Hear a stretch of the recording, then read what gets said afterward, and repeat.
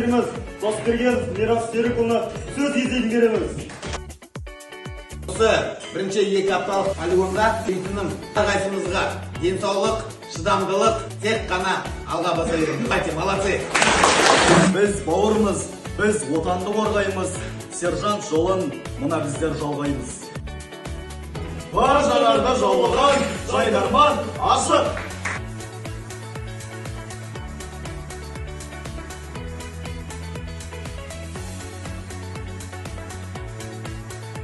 Әріп айтылады, сол әріптен басылатын зат алып келу керек. Зат алып, орынға отырып үлгеру керек.